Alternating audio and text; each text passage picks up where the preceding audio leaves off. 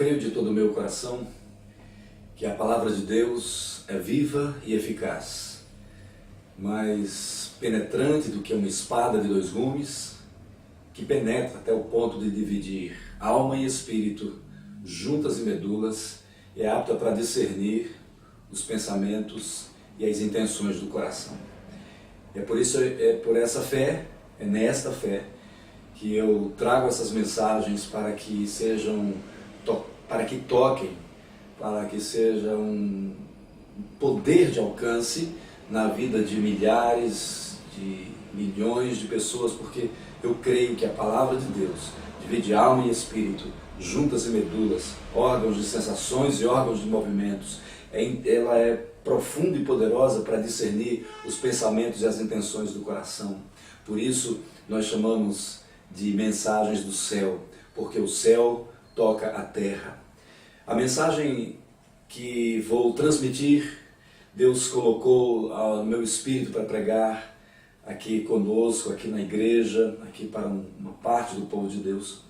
E essa mensagem tem como objetivo nos despertar para o que nós somos, quem nós somos, como devemos viver, porque uma verdade é tremenda, é o poder de Deus, é a soberania de Deus, é as maravilhas que Deus faz, é esse Deus onipotente, onisciente, onipresente, ilimitado, atemporal, com atributos tão maravilhosos que é difícil até nós discernirmos e nós explicarmos e nós expressarmos na nossa limitação humana.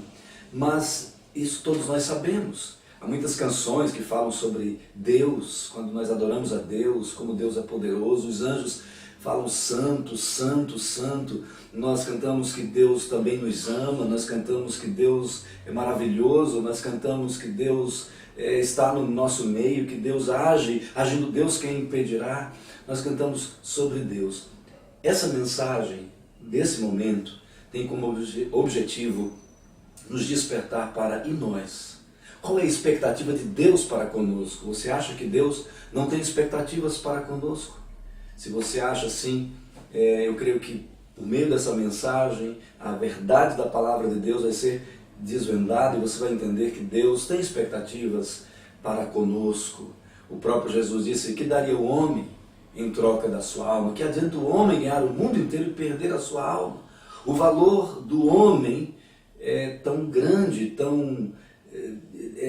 não dá para mensurar, que Jesus disse que é maior que o mundo inteiro. Salmo 8, Davi se pergunta: que é o homem para que dele te lembres? Quando eu olho toda essa grandeza do céu, da terra, das estrelas, a lua e tal, que é o homem para que dele te lembres? Contudo, um pouco menor o fizeste do que Elohim. Deus nos fez pessoas especiais, queridos, mas nós pecamos, nós nos afastamos de Deus. Então, a mensagem vai falar agora sobre a vida cristã, os 3 principais passos da vida cristã, ou seja, a expectativa de Deus para conosco. Sim, nós sabemos que Deus é soberano, é poderoso, é maravilhoso, é santo, é Pai da eternidade, é conselheiro, é príncipe da paz, é o Yahvé Tsavaot, Deus dos exércitos, é o Yahvé Mikodesh, Deus santo, é o Yahvé Roi, Deus pastor, é o Yahvé Shammah, Deus presente. Nós sabemos disso, mas a pergunta é: e você? Quem é? Os demônios perguntaram àqueles rapazes que foram tentar expulsar os demônios, está registrado em Atos. Paulo, nós conhecemos, e Jesus, nós sabemos quem é. Mas vocês, quem são? Então, se nessa mensagem você, depois de ouvi-la e orar e dizer: Deus, quem eu sou? Você vai se surpreender com as respostas do Senhor. O texto básico que eu quero usar para que a gente possa entender essa mensagem é um texto muito conhecido e muito simples do apóstolo Paulo, quando ele escreve aos crentes de Filipos ou aos filipenses. Isso está registrado no capítulo 4, no versículo 13. É tão conhecido, tem adesivos de carros e é tão usado esse texto: posso todas as coisas naquele que me fortalece. Eu quero orar antes da mensagem para que o Espírito Santo entre com o poder e com a verdade dele no seu espírito. Espírito Santo querido, eu quero te pedir encarecidamente, nós precisamos da tua verdade. Pedimos, Espírito Santo, que o Senhor abra a porta da palavra dentro de nós. Essa palavra que divide alma e espírito, juntas e medulas, seja, Senhor, viva e eficaz em nossas vidas, na vida de todos os que ouvem a tua palavra, a tua mensagem. Em teu nome, Jesus, nós oramos. Amém. Posso todas as coisas naquele que me fortalece. É um homem de Deus falando que ele pode tudo naquele que me fortalece. Deus, como nós já vimos e nós sabemos e temos convicção disso, realmente é soberano. Mas às vezes nós deixamos a desejar em relação a nós, em relação ao que a palavra de Deus diz, quem somos nós e o que nós podemos fazer aqui na terra, o que nós podemos fazer aqui, qual o propósito, qual a dimensão da nossa atuação, o que nós devemos fazer, o que você pode fazer na sua casa, numa faculdade que você vai cursar, numa profissão que você vai exercer, numa caminhada que você vai percorrer, numa batalha que você vai travar, o que você pode fazer. Se você for uma pessoa autoapiedada, se você for uma pessoa que não sabe quem você é, que não sabe qual é o seu propósito, possivelmente você vai fracassar. Então essa mensagem tem como objetivo de despertar você que já é de Jesus, você que já entende que Jesus Cristo é o Senhor dos Senhores, o Rei dos Reis, você que entende a soberania de Deus. Então você entende essa palavra, você entenderá essa palavra, porque Paulo disse, posso todas as coisas naquele que me fortalece. Então eu quero usar 3 verbos, porque verbo é ação, verbo denota ação. Eu quero usar então 3 verbos da vida cristã, 3 passos para essa vida poderosa cristã. O verbo primeiro é o sair, o segundo verbo é o entrar, e o terceiro verbo é o viver. Sair, entrar e viver. E desses 3 verbos e do entendimento deles, do que significam essas ações, esses verbos para a nossa vida, nossa caminhada, vai depender desse entendimento, uma vida de vitória ou não. Então precisamos entender. E eu quero então usar esses 3 verbos pensando na história do povo de Israel, que saiu do Egito, entrou na Canaã e viveu na terra prometida. E eu quero usar então essa palavra, porque o povo de Israel somos nós somos o Israel de Deus. Em Romanos 2 diz, não é Israel o que é de carne, mas o que é de coração, e nós somos Israel de Deus, o povo escolhido de Deus a partir de Abraão, de Isaac, do filho da promessa. Então nós queremos entender, em primeiro lugar, o povo estava escravo na terra do Egito durante 430 anos, esse povo estava sem identidade, esse povo estava sem as suas próprias leis, sem as suas próprias direções, vivendo num país estrangeiro, trabalhando para o país estrangeiro, eles não tinham a sua própria identidade nacional. Nós precisamos ter a nossa própria identidade espiritual, saber quem nós somos, e então esse povo tinha que sair da escravidão. E naquela noite maravilhosa em que todas as profecias se cumpriram e todas as batalhas foram vencidas, o povo saiu. Deus tirou. Deus é soberano, Ele nos tira, mas o povo saiu. E aí vamos pensar nessa saída. E quando o povo estava ali na caminhada, passo a passo, saindo, o exército de Faraó e Faraó se arrependeram de ter permitido aquela saída e foram atrás do povo de Israel. Você sabe, a caminhada longa foram e Deus permitiu que eles fossem exatamente em direção ao Mar Vermelho para que não houvesse uma possibilidade de volta. Então, quando nós realmente somos de Deus, Deus vai colocar caminhos em nosso meio que parecem difíceis, para que não facilite a nossa covardia. Então o povo foi saindo, de repente o barulho do exército, 600 carros de ferro, e só os carros de ferro ali eram como se fossem canhões ali hoje, ou bombas atômicas, e ali 600 carros de ferro, aquele exército dos mais poderosos do mundo na época, e ali correndo aquele barulho, aquela gritaria de soldados, e o povo então começou a chorar e começou a se revoltar, e às vezes é isso com a nossa caminhada, nós estamos num processo de saída e começamos a nos arrepender de termos começado a sair, mas esse verbo sair é tão importante, queridos. E então o povo estava ali, e uns ficaram revoltados com Moisés, e Moisés foi orar.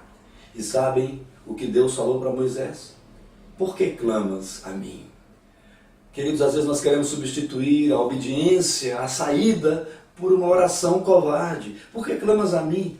Eu sou soberano, realmente eu posso e eu vou livrar vocês. Mas por que clamas a mim? Agora é o seu momento, agora é a sua vez, é o que você tem que fazer. Por isso Deus fala a Moisés, por que clamas a mim? Não é que nós não devemos clamar a Deus, mas muitas vezes tem gente que quer ficar o dia todo orando, mas não age, não faz o que Deus diz para fazer.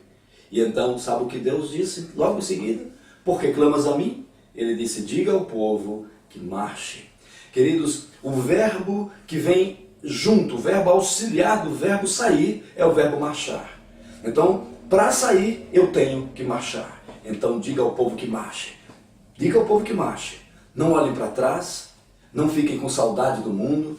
Diga ao povo que marche. O verbo marchar é o verbo auxiliar do verbo sair na nossa caminhada cristã. Não fiquem preocupados, eu sou soberano. E sabe o que aconteceu? Você sabe. Enquanto o povo marchava e marchava, Deus mandou um vento oriental. E o vento soprava a noite inteira, enquanto o povo marchava. De noite, Deus mandou um vento oriental e foi abrindo o mar. Porque aquele povo antes estava com tanto medo. Na frente, o Mar Vermelho. Atrás, o exército de Faraó com 600 carros de ferro. Direita e esquerda, deserto sem possibilidade de saída. Eles estavam encurralados.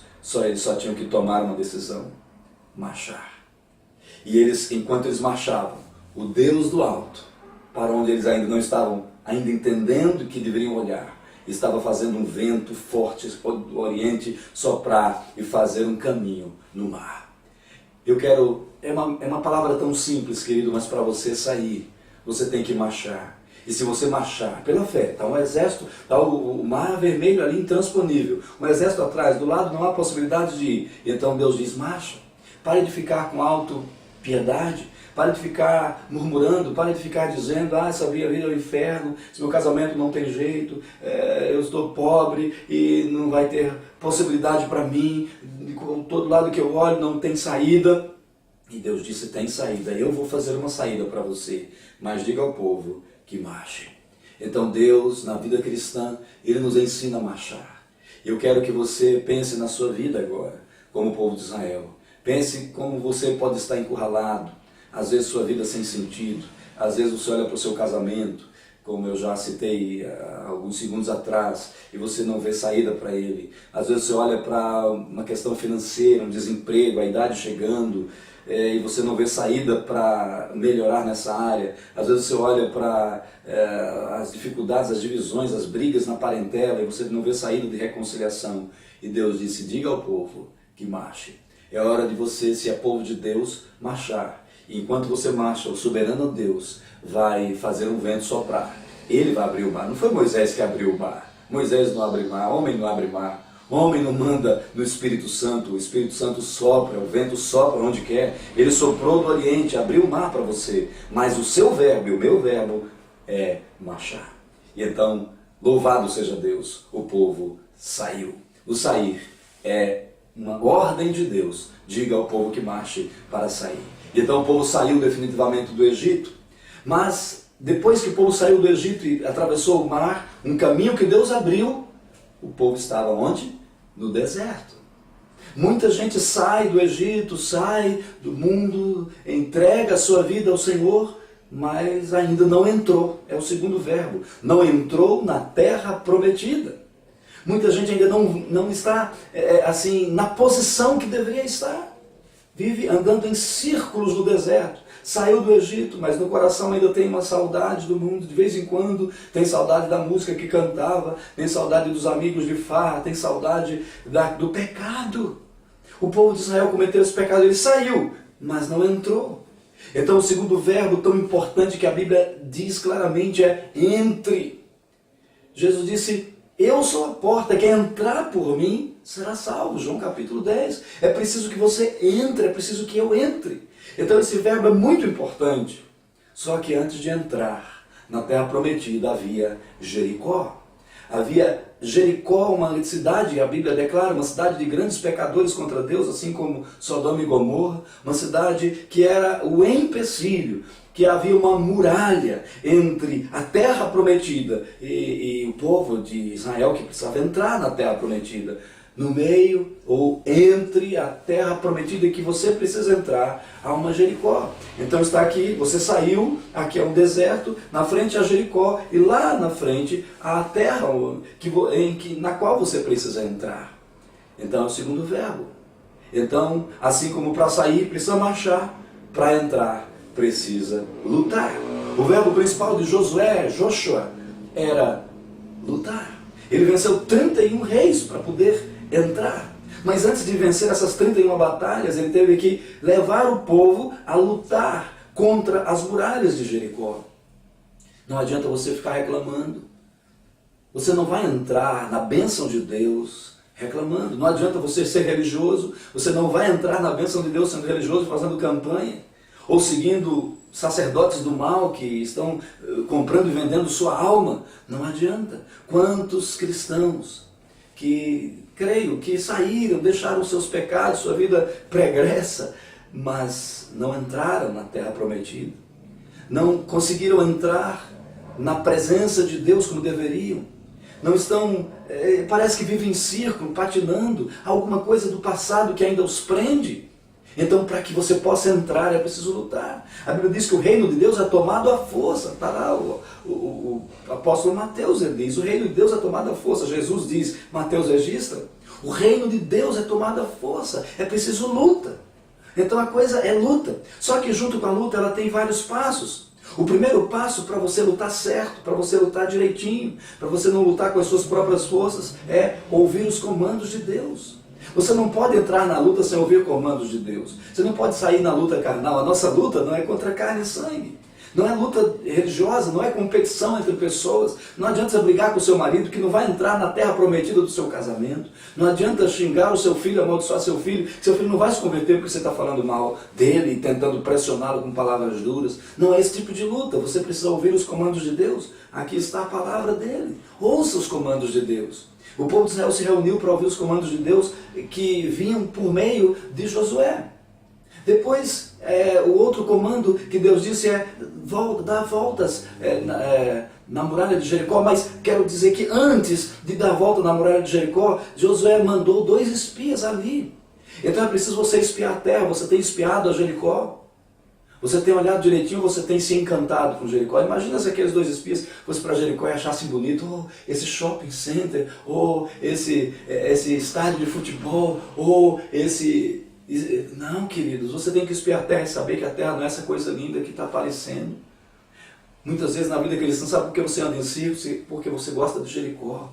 Você acha lindo esse mundo. Eles não é o povo chamado povo de Deus, assim como Israel, está andando em círculos porque se encanta com este mundo. Vai espiar Jericó e acha Jericó linda. Jericó tem que ser destruída. Jericó representa uma cidade amaldiçoada por causa do seu pecado, do seu distanciamento de Deus, da sua perversão.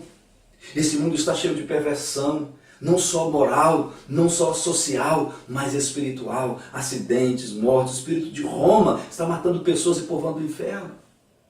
A idolatria no meio do povo de Deus, por quê? Porque o povo de Deus gostou de Jericó. Então primeiro ouviu o comando de Deus, segundo espia a terra. Espia a terra que está entre você e a bênção de Deus e veja que essa terra não é abençoada, porque a criação geme.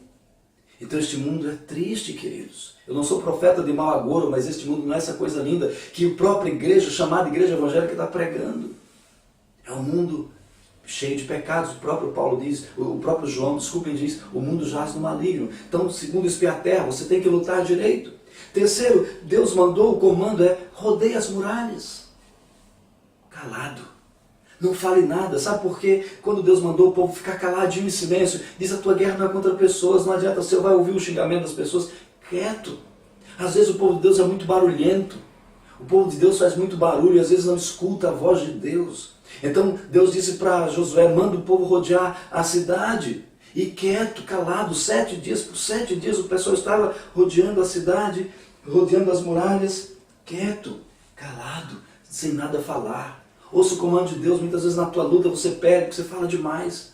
Briga com seu marido, briga com seu filho, briga com o vizinho, briga com a igreja, briga com o pastor, briga na faculdade, briga no trânsito. Você é muito barulhento.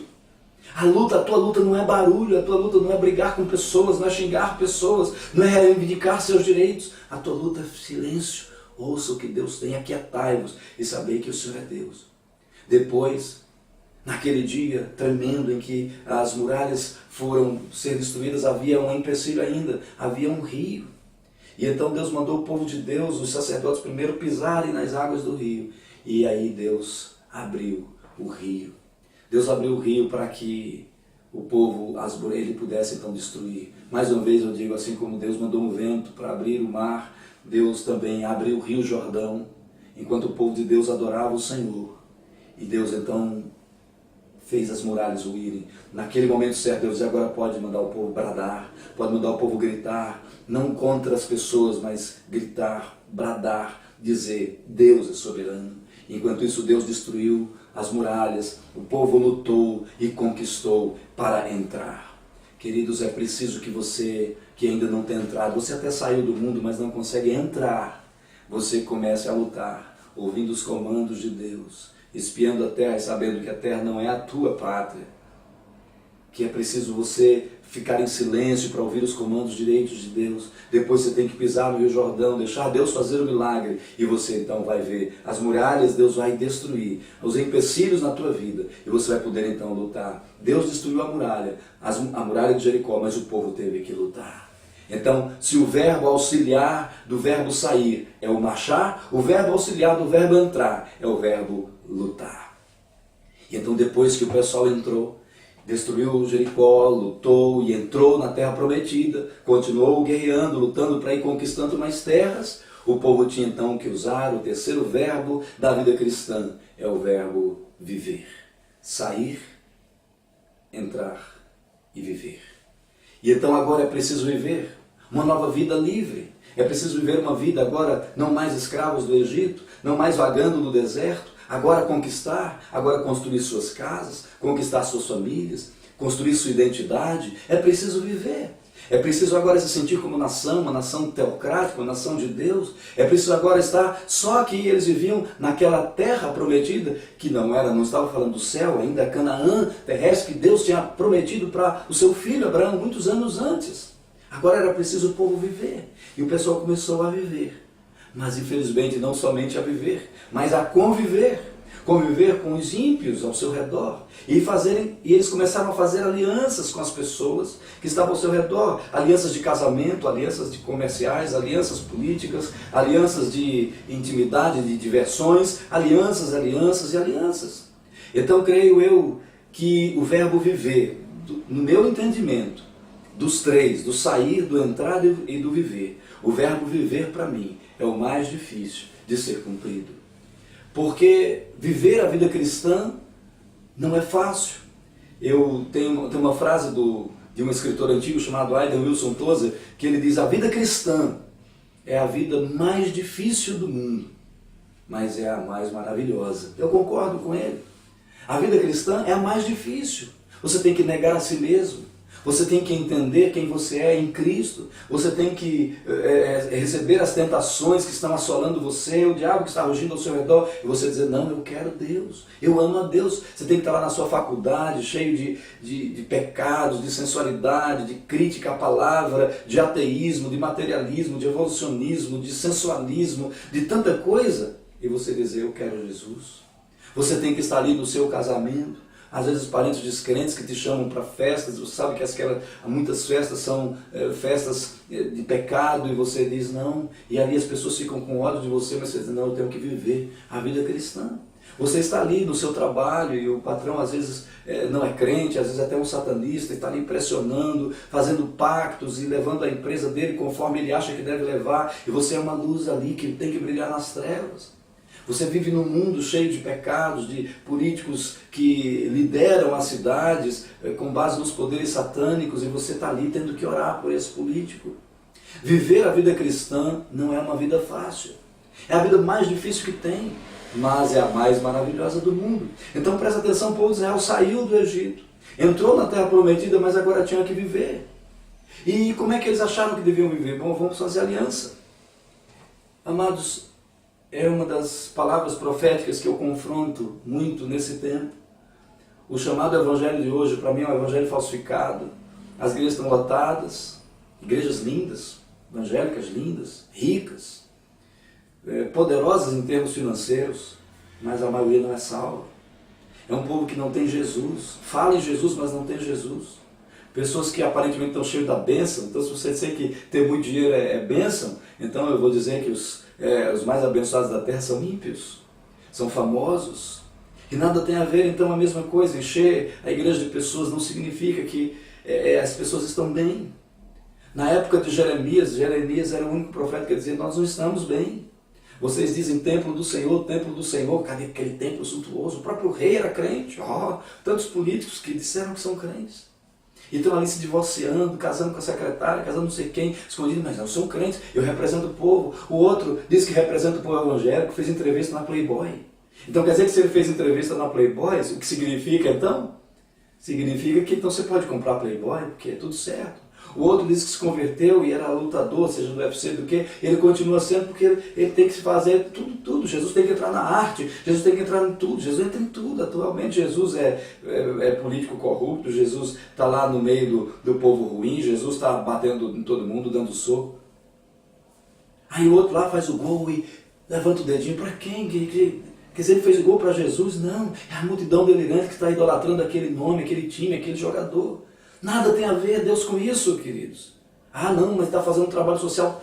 Queridos irmãos, tem muitas pessoas que têm trabalho social melhor que isso. Madre Teresa de Calcutá fez melhor que isso. O evangelho está vendido e falsificado, nós estamos nos últimos tempos. Viver a vida cristã não é fácil, mas é o terceiro verbo. Eu tenho que sair, eu tenho que entrar, mas eu tenho que viver. Eu creio que a maioria está batendo, está perdendo ali no viver. O povo de Israel não viveu. Tanto trabalho para não viver. E então, para mim, um dos textos mais tristes que tem na Bíblia é Josué 24:15. Um texto lindo. Para mim, um dos mais tristes. E um texto lindo. Josué é velhinho, chama o povo e diz: olha, é o seguinte, vocês querem seguir os seus deuses? O povo de Israel. Vocês querem seguir os deuses dos amorreus, dos fariseus, dos gigazeus? Tudo bem. Porém, eu e minha casa serviremos ao Senhor. É lindo esse texto, os ministros de casais colocam esse texto, as pessoas pegam, colocam um adesivo, colocam uma casinha assim, colocam no quarto, na porta da sua casa: eu e minha casa serviremos ao Senhor. Mas você sabe em que contexto foi dado esse texto? Num contexto de apostasia. Tudo bem, a maioria, ninguém quer saber de Deus, eu e minha casa vamos servir ao Senhor. O povo não viveu, o povo fez aliança com as trevas. O que está acontecendo no meio evangélico hoje, as pessoas estão fazendo aliança com as trevas. Jesus fala: quando o Filho do Homem vier, porventura achará fé na terra. Os pregadores só falam de prosperidade, prosperidade. Deus nunca mandou pregar sobre prosperidade. Muito pelo contrário, ele disse: não se preocupe com o que vão comer, beber ou vestir. Busca primeiro o reino de Deus. E essa é a pregação, a palavra, a santidade. O que é o reino de Deus? É justiça, paz e alegria do Espírito Santo. Mas não, a minha igreja tem tantos mil membros, a minha igreja, quem foi que disse que a igreja é sua? Tem nada seu, nada meu, tudo é de Deus. Mas nós estamos medindo pelo nosso tempo. A igreja de sucesso é medida pelo gasofilácio. Não, a igreja de sucesso é medida pela santidade. Discordo dessa frase de quem prega sobre ela. É preciso que você seja medido pela sua santidade, porque Jesus falou. Não, o cara falou que uma igreja é medida pelo gasofilácio, mas o meu Jesus falou: a vida de um homem não consiste na abundância de bens que ele possui. Porque senão o próprio Jesus, que se fez pobre nessa terra, não poderia ser medido como um homem amaldiçoado e não abençoado.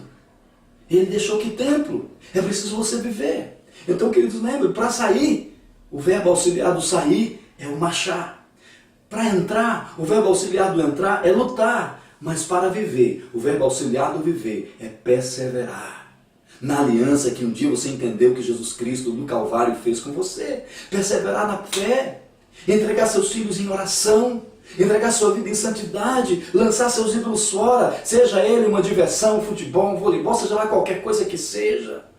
Entregar seu coração, é a única coisa que Deus pede. Dá-me, filho meu, o teu coração. Querido, você sabe que quando Deus pediu Isaac a Abraão, Deus não queria Isaac, Deus não quer teu Isaac, querido. Deus pediu Isaac, mas o que Deus queria era o coração de Abraão, e Abraão deu o coração. Dê o seu coração para o Senhor. Renegue as suas alianças profanas. Renove a sua aliança com Deus. Oh, eu prego, queridos, com tanta tristeza, vendo a situação da igreja de hoje, que talvez alguns tenham até saído do Egito, e muitos não entraram ainda na Terra Prometida.